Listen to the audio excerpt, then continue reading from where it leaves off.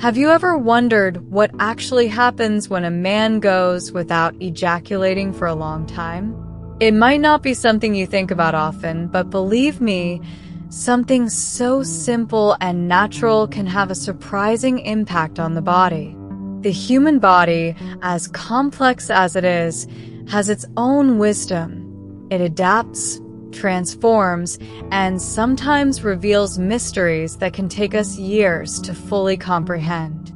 Today, I want to pull back the curtain on one of these mysteries.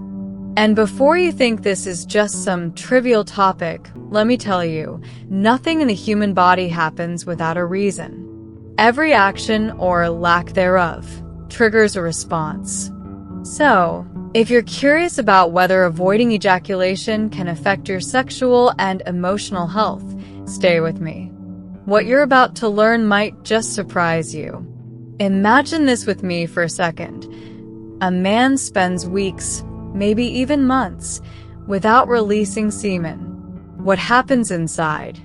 Does the fluid just disappear, or is there something else happening beneath the surface? I've heard stories from men who say they've noticed a shift, more energy, increased focus, even a sense of power building up inside. But I've also heard the other side of the story: frustrations, discomfort, and even health concerns. And this raises a big question. Could this practice be dangerous? Now, before we dive into that, it's important to remember that the human body doesn't do anything by chance. Every process it carries out has a purpose. And yes, that includes ejaculation.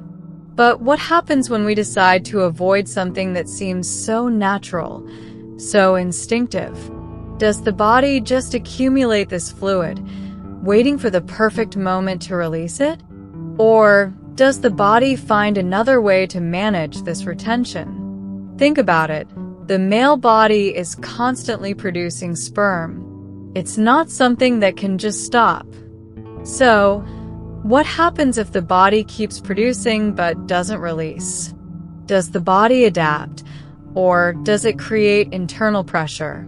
Some theories suggest the body reabsorbs the seminal fluid, while others believe it could cause hormonal shifts.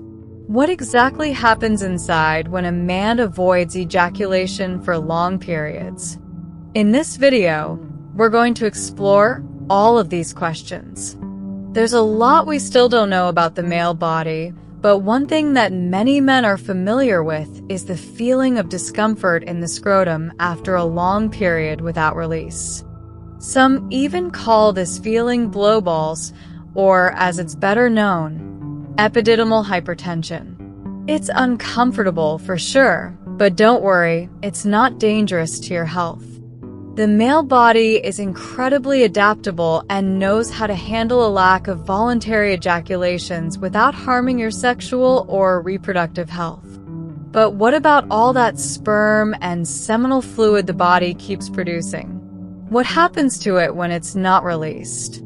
This is where things get fascinating.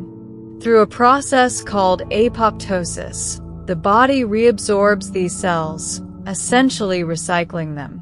It's like a constant renewal process, maintaining balance and ensuring that the body continues to function properly, even without frequent ejaculations.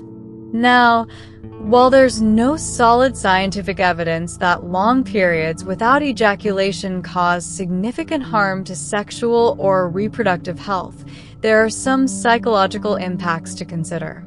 Men who usually enjoy a more active sex life may feel anxious or frustrated when they go without ejaculating for a while.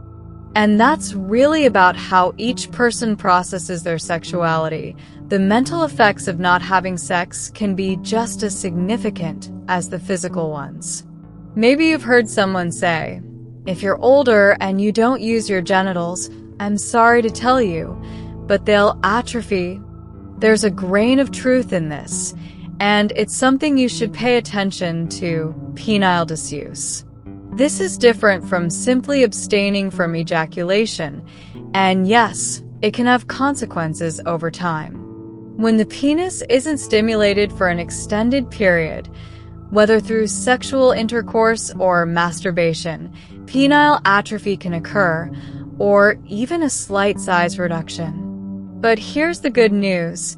This can be avoided, and it's easier than you might think. One of the most effective ways to keep your penile health in check is through pelvic muscle strengthening exercises. Pelvic floor physiotherapy, for example, is an excellent approach. These exercises help improve blood circulation and oxygenation in the pelvic area, keeping everything in working order. Believe me, these simple exercises can prevent future problems and keep things running smoothly, even as time goes on. Now, let's talk about something else that's often misunderstood: the frequency of ejaculation. A lot of people assume that how often a man ejaculates is directly related to his sexual health, but that's not exactly true. The amount of ejaculation doesn't define your virility or potency. The human body, whether male or female, is designed to adapt to different circumstances, and sexuality is just one part of that complex system. For many people, abstinence can even bring benefits, like greater focus and energy. But here's the key: those benefits can vary from person to person. There's no universal rule when it comes to how often you should be having sex or ejaculating. That said, extremes are something to be cautious of. As we discussed earlier, long periods of abstinence without any penile stimulation can have physical consequences: penile disuse. Prolonged inactivity can decrease blood flow, and ultimately, atrophy could occur. But this can be easily avoided with pelvic area strengthening exercises. The bottom line is this: it's all about knowing your body and finding what works best for you. Every person is unique, and the balance between physical health and mental well-being is where the real key lies. As with so many aspects of life, the body thrives on balance, and this includes intimacy. So, we've talked about what happens when you go without release for long periods, but what about the opposite extreme? When there's too much physical activity tied to intimacy. It might surprise you, but both extremes, absence and excess, can present their challenges. The secret is to find that harmonious middle ground that works for you and your body. Too much stimulation can cause discomfort. When the body is repeatedly stimulated without adequate breaks, you could experience skin irritation or even small internal injuries, leading to sensitivity and discomfort. These issues are typically temporary, but if your body doesn't have time to recover, the discomfort can build up. Plus, for some people, the constant search for pleasure can lead to an emotional imbalance, making it harder to find satisfaction in other areas of life. This can lead to frustration, anxiety, and even a loss of interest in other meaningful activities. It's not just about the body, your mental state plays a role in this, too. And here's something else that's fascinating. Just like your body adapts to the lack of stimulation, it also responds to constant stimulation. Over time, you might need even more stimuli to achieve the same level of satisfaction, which can affect the quality of your intimate experiences and the way you perceive pleasure. This shows that balance truly is the healthiest path. Neither total absence nor excess is ideal in the long run. It's essential to remember the importance of self-awareness. What works for one person might not work for another. Some people may be comfortable with a higher frequency of intimate activities, while others might prefer more rest and recovery time.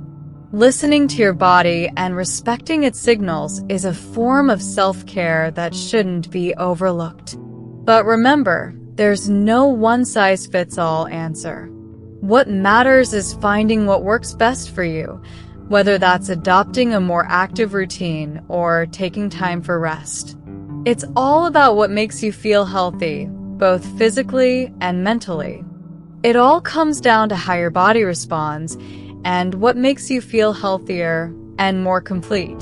Remember, these moments should be sources of pleasure and well-being, not discomfort or pressure. Balance is key in life, and that includes sexual pleasure. Learning to recognize the signs your body gives you is crucial for maintaining both physical and emotional health. It's not always easy, especially when we're bombarded with so many conflicting messages, but self-knowledge is one of the greatest gifts you can give yourself.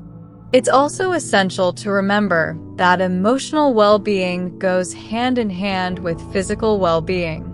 What truly sustains a fulfilling life is the connection between your body, mind, and spirit. Respecting your own pace, without external pressure, is a powerful form of self-care.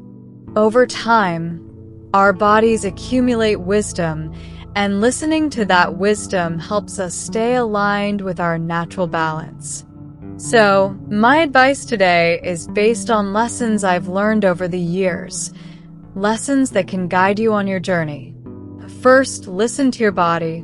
Learn to recognize the signals it sends you. If you're feeling discomfort or fatigue, it's likely time to take a break.